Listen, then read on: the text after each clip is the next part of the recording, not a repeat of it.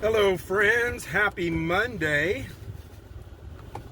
I believe that those are typically two words that should never go together. But I hope your Monday has been good so far. Mine has been good. I've been out and about.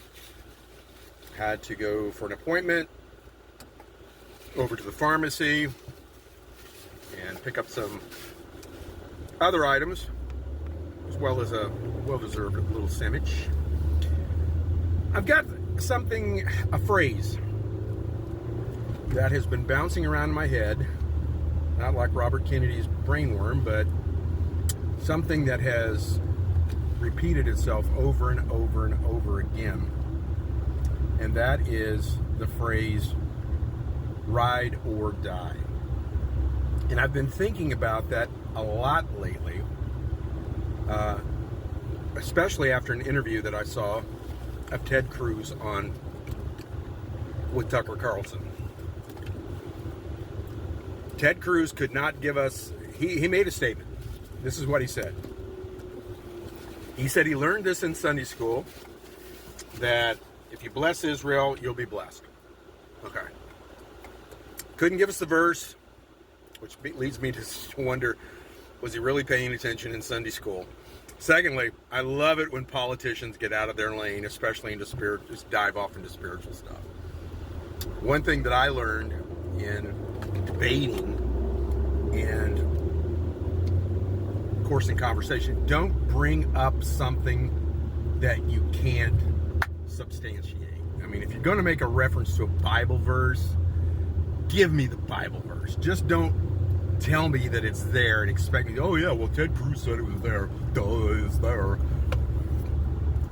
Because what he's saying is not there. It's not in the scripture. Nowhere in the Bible does it say that. And even if it did, would it be referring to biblical Israel, the Israel of the Bible, or would it be referring to the nation of Israel today? Because, in my understanding, they are two completely different things. However, Bibi Netanyahu has taken this idea that is embraced by dispensational Christianity, and he's using it to his advantage. Now, dispensational Christianity, we may get into that in some other different time frame or whatever, but suffice it to say, biblical dispensationalism is an idea that a lot of American foreign policy is built on. Dispensationalism, the ideas and the teachings of it didn't really begin to take root in American theology until after the turn of the 20th century. It didn't come into existence until around the middle of the 19th century, around 1860-ish. And even then, it was viewed with a great deal of skepticism. So, it wasn't until the Pentecostal movement happened around the 1900s, early 1900s, that dispensational theology began to take off. And that is dealing with pre-trib, mid-trib, and post-tribulation rapture.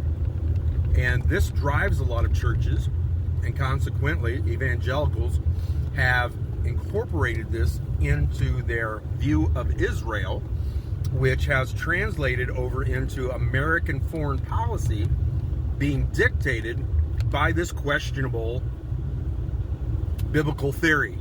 That's what I'm going to call it, just a theory. Because Orthodox Christianity, traditional Christianity, has rejected it for over 1,000 years. It's relatively a new kid on the block. And if you look at you study one facet of this, pre-trib and post-trib, mid-trib, they all use the same scriptures. However, you have to read your interpretation or which school of tribulation you ascribe to into those verses. I find that fascinating. So,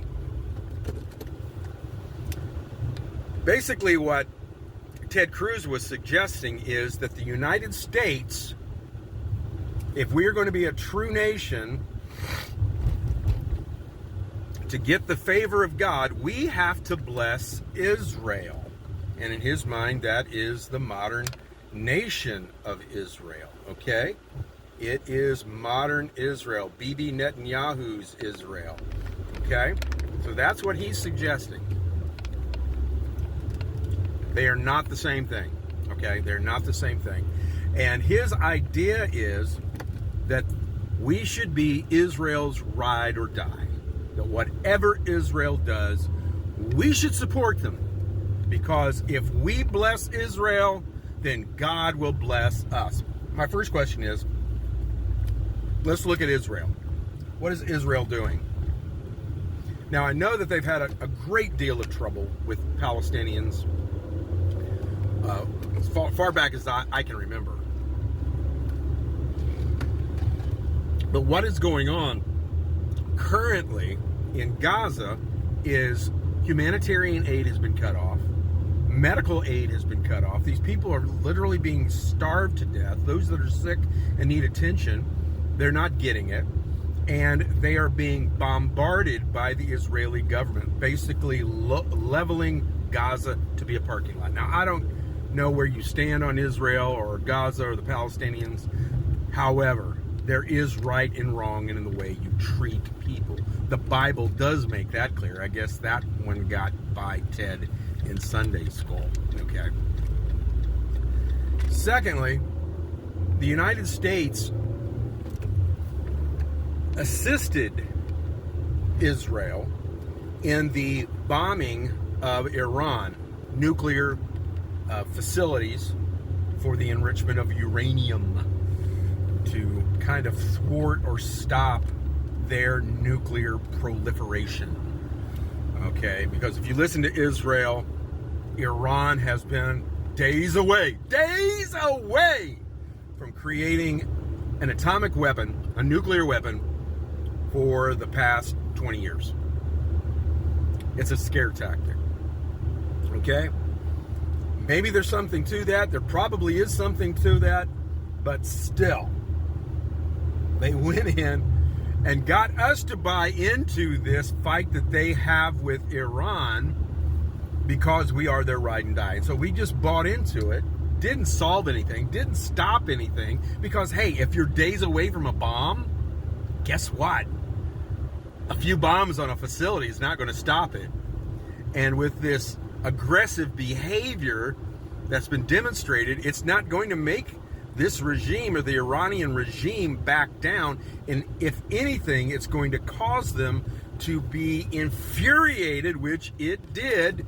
And they're going to continue to do what they've been doing all along, enriching uranium, way past the limits of just for nuclear power. But should we blindly support Israel? And I believe we should not. We should not be blindly supporting the nation of Israel. Yes, they are an ally. But if they pick a fight with Iran, that's their fight. It's not our fight. If they pick a fight with Iran and need help to do because they lack the technology to do what we can do, that's wrong. It wasn't our fight to get involved with. And so basically what this has done has set back diplomacy for whoever knows how long. It's not solved anything and has not brought about the second coming of Jesus Christ as fast as some evangelicals would like. So, what are your thoughts? Should we blindly support Israel? Do you believe that the nation of Israel is the same Israel that's talked about in the Bible? If so, provide scripture and verse. Don't do a Ted Cruz on me.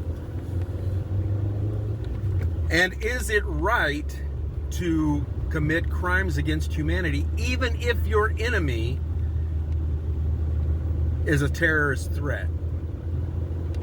Give me your thoughts. Talk to you later.